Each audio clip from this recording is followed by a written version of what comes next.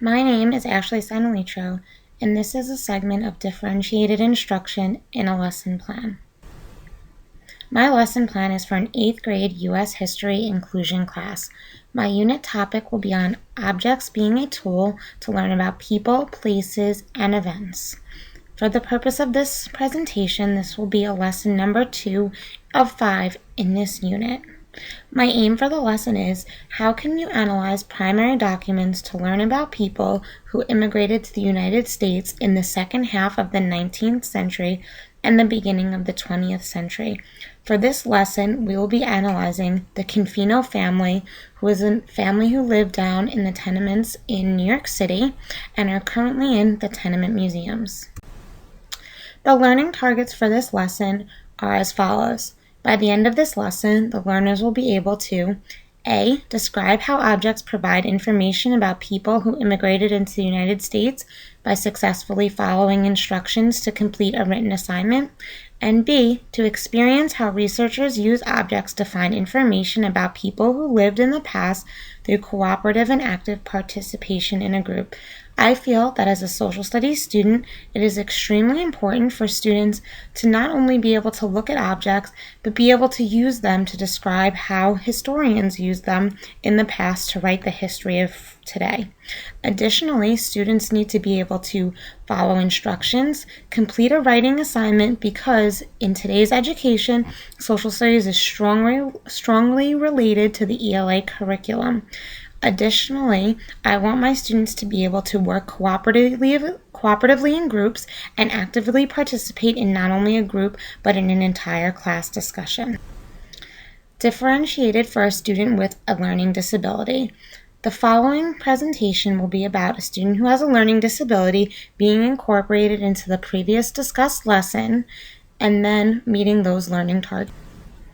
Complex instruction is the technique that I chose to differentiate my lesson by. Complex instruction is a rich strategy developed to deal with the sorts of academic ranges that frequently exist in classrooms that are academically, culturally, and linguistically heterogeneous.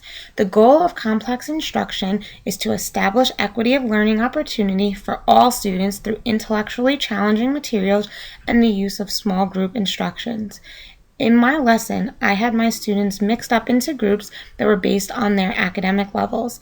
My learning disabled student was the lower student in the group, and I also had 2 other higher achieving students in that group. In this lesson, the student with learning disability will be paired with 2 other students in the class who are at varying academic levels in the classroom. When the students walk in for the class, on the board will be their seating arrangements for the day. This will allow the class to not waste any time in moving to their paired groups. Once paired, the students will be able to draw upon the intellectual strengths of each other to examine their given object from the Confino family apartment. No matter what level the student's at, each student will have something to add to the group. Based on this object, together as a group, the student will work together to fill in the object study worksheet, allowing the student with a learning disability to touch the object, incorporate a chart that they must fill out that does not require a single right answer, and allows students to answer to their ability. Therefore, the student will be able to use a visual, will be able to use a chart, will be able to use writing, will be able to converse with the students in their group, and will be able to use questions that do not have one right answer. To differentiate for this student, the student can be allowed to, for the first column, instead of writing the answers to the describing the object, can use colored pencils to draw what color and shape the object is. Describe what the object is made out of with words or by stating other things that may be the same material, and taking the object to a part to see how it is designed. I will make sure that this group has an object that is an actual object, like a pearl earring instead of just a postcard, which is a picture. This will allow the student a 360 view of the object. They can feel it in their hands, they can take it apart, and they can draw it better. The student should be able to complete the rest of the chart because the 3 last questions allow the student to use his or her imagination, and they are questions that are broken down. How might this object be used? What would it be used for? And who might use this object? Student can be as creative as they want in this part of the assignment. They are the historian. They are the one who's writing the history. Once the group completes the front side of the chart, they will then be flipping over the chart to answer some more complex questions. 1. Does the object remind you of any object you have used? In what ways is it similar or different? The student's worksheet would be adapted so that it would include the student to have a choice of a few objects like a tie tack, a thumbtack, or a piece of jewelry. Each would have a picture and be written out. So if the student could not come up with an object that it reminded them of, they could have a choice. The student would then get to circle which one and then explain in their own words how it is the same or different. Instead of similar, the same is a less complex word and would make it easier for the student to understand. Number 2, why might this object be important to someone? The student's worksheet would be adapted so that it would be a girl. If it was a girl student, do you have earrings? If yes, why are they important to you? And if no, why are they not important to you? And if it was a boy student, does your mom or sister have earrings? If yes, why are they important to them? If no, why might they not be important to them? By adapting the lesson in this way, the student might be able to closely personalize this part of the object, allowing them to see why it could be important to a group of people. Number 3, what else do you want to know about this object? The student's worksheet would be adapted so that it was the same question, but in addition it would say, what questions do you have about this object? Therefore, they can think in their mind, maybe if they don't know exactly what else they want to know, maybe what questions they have about the object. The objective of experience how researchers use objects to find information about people who lived in the past through cooperative and active participation in a group will have been met by the above activity because the student will have had one object for a group to work with. Therefore, they would have had to use their cooperative learning skills to share the object, as well as their thoughts to help the group make decisions about the object. The student will be experiencing how research uses objects to find out about people who lived in the past, because they will have thoroughly examined one object from the Confino family, had to describe it, and then make decisions on the article. To meet the needs of the student with a learning disability, I modified the chart a bit, but the student will still have the same outcome as the general education student. Formative assessment / exit ticket for this activity would state, what do you think the objects in your home say about you and your family? For my student with a learning disability, I would modify this question by asking, pick one object in your room and describe what it says about you. I will be able to assess my students' skills on being able to identify an object that has meaning, determining why it has meaning, making a description, and using their writing skills to answer a question. I chose to modify the question because I feel having a student with disability think of just one specific object that applies to them, they will be more successful with showing the skills they have used in the class period. I will be able to identify if my student knows what type of objects can represent artifacts by what they pick.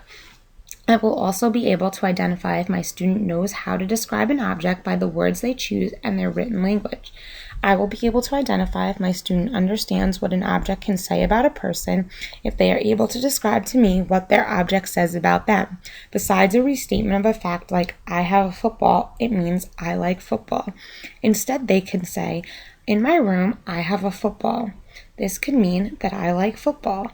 The person who's observing me might look around and see football posters on my wall of the Jets team. They will know I like the Jets. They can then further look in my drawers and see I have Jets jerseys, furthering the assumption that me, the student, likes the Jets. For the summative assessment or writing assignment of this task, the objective of describe how objects provide information about people who immigrated into the United States by successfully following instructions to complete a written assignment will be met by this 2-day homework assignment. Students will receive a direction sheet and project rubric in which they will be required to complete their assignment based upon.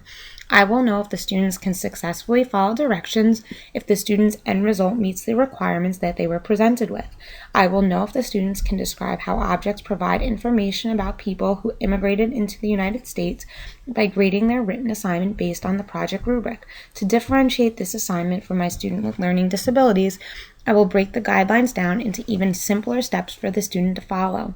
I will also include a checklist so that the students can check off each part if they have it.